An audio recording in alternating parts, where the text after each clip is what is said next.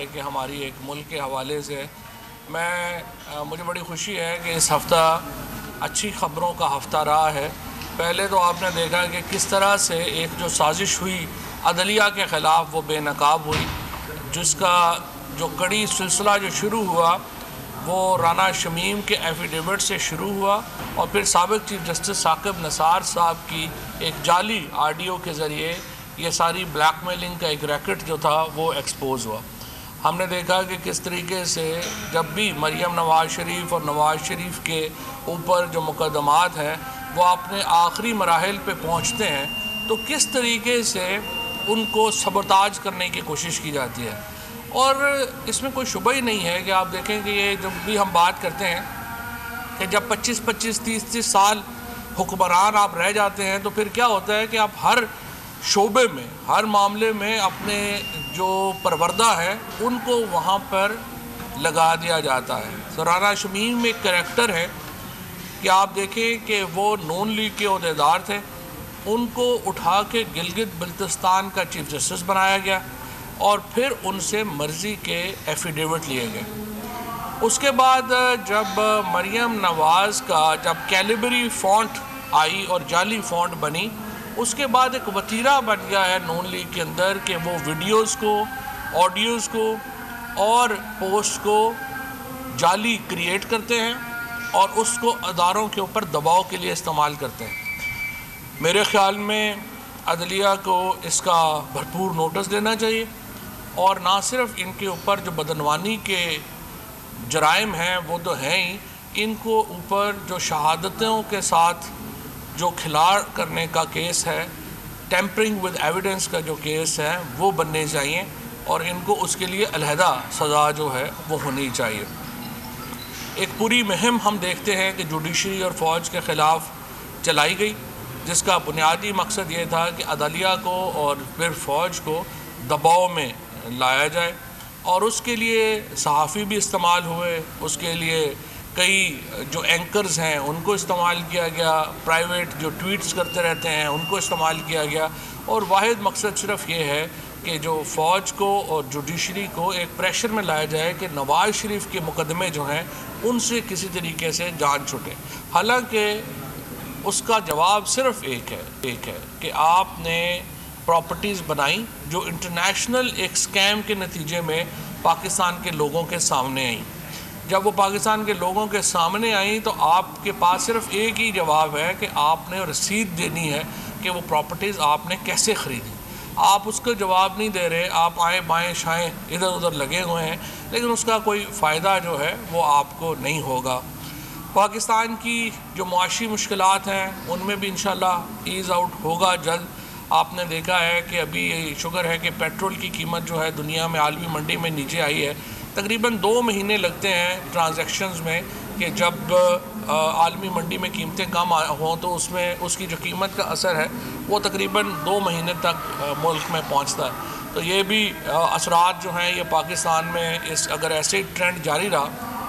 اور یہ نیچے جاتی رہیں تیل کی قیمتیں تو اس کا بڑا مثبت اثر ہوگا۔ اس کے ساتھ ہم سعودی عربیہ کے شکر گزار ہیں جنہوں نے ایک بار پھر پاکستان کی مدد کی ہے، $3 بلین جو ہے انہوں نے اس کے اوپر کیا ہے۔ IMF کا معاہدہ جو ہے وہ بھی بالکل اپنی آخری مراحل میں ہے، اور وہ بھی اس کے اوپر جو کام ہے پاکستان سائیڈ کے اوپر وہ بھی شروع ہو چکا ہے۔ تو اس سے پاکستان میں جو ایک استحکام ہے وہ آئے گا، معاشی استحکام آئے گا۔ اس ہفتے آپ نے دیکھا ہے کہ جو ہماری بڑی کھانے پینے کی اشیاء ہیں ان میں کی قیمت میں بھی نیچے کمی آنا شروع ہو گئی ہے، 0.67% اوور آل جو مہنگائی ہے اس میں کمی آئی ہے، اور اس کے ساتھ ساتھ ہمارا جو اوور آل ہمارا جو ایک مسائل ہیں وہ انشاءاللہ اب حل ہو رہی ہیں، اور انشاءاللہ اس کے بعد اس میں مزید بہتری آئے گی۔ اچھا فوج صاحب، آپ نے جو ہے صحافیوں کے حوالے سے جو بل جو ہے پاس کیا وہ بڑا اچھا ہے۔ ہم سمجھتے ہیں کہ آپ نے صحافیوں کے لیے بہتری کی ہے پہلی مرتبہ میڈیا مالکان کے ساتھ،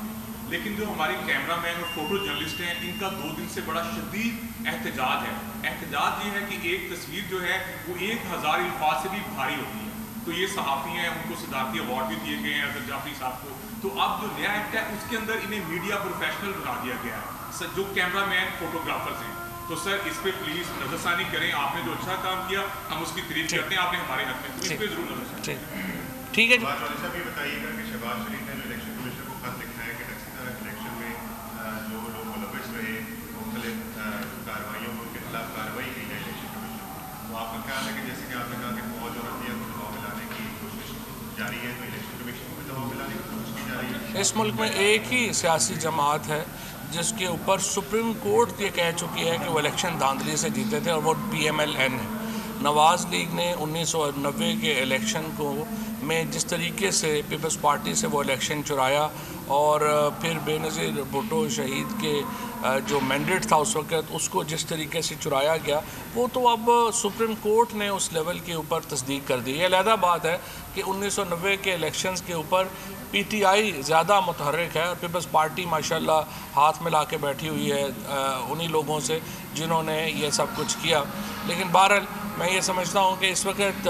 जो अगर धांधली के ऊपर भी कोई एक ही जमात है जिसके ऊपर सुप्रीम कोर्ट लेवल के ऊपर ये साबित हो चुका है कि उन्होंने धांधली की, और ये फरमाइएगा, आपने अखलाकी तौर पर जो है वो आसमा जंगी कॉन्फ्रेंस में आने से इनकार कर दिया, एक अच्छा कदम था, मगर हुकूमती सतह पर आपने वहाँ पे जो कुछ दावे के खिलाफ किया गया या जो कुछ कहा गया उसके हवाले से एक्शन ले रही है? देखिए, जो भी कानूनन जुर्म होगा या बात होगी, जैसे फंडिंग है, फंडिंग के ऊपर EADA जो है वो कार्रवाई शुरू कर चुका है, और हम जो कानून के मुताबिक है हम उसे, इस वक्त देखिए कार्रवाई ये नहीं होनी चाहिए कि आप इसकी किसी कार्रवाई के नतीजे में पाकिस्तान में फ्रीडम ऑफ एक्सप्रेशन यानी इजहार आज़ादी का जो इजहार राय की जो आज़ादी का हक़ है वो सलब नहीं होना चाहिए। कानून के अंदर है कि आपने बात करनी है। साहब ये बता दें कि कैप्टन सफदर ने फिर कह दिया कि सिनेमा स्कोप जो है फिल्में आने वाली हैं, आपको नहीं लगता कि हुकूमत को चाहिए इस पर किसी पहली वीडियो पे एक्शन ले लेते तो यूँ मज़ीद जो है लोगों की पकड़ियाँ जो है नहीं चलती? मैं तो समझता हूँ कि दोनों मियाँ बीवी बाकी काम छोड़ के यही काम शुरू कर लें।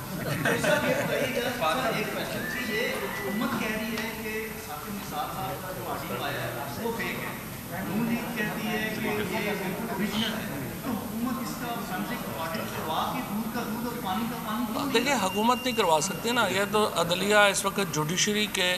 जो 2 इस्लामाबाद के जज हैं वो इस केस की जुरिसडिक्शन ले चुके हैं, और मरियम नवाज़ को चाहिए कि ये ऑडियोज़ जो हैं अगर वो समझती हैं कि उनके केस को मजबूत करती हैं तो वो इनको अदालत में पेश करें, अदालत इसको जो है वो देख लेगी कि इसकी क्या वो कराते हैं। ये अदलिया का इस वक्त चूँकि जुरिसडिक्शन है तो वो अदलिया इसको कर सकती है, ज़ाहिर हमारा इससे फ़िलहाल इतना ताल्लुक़ नहीं।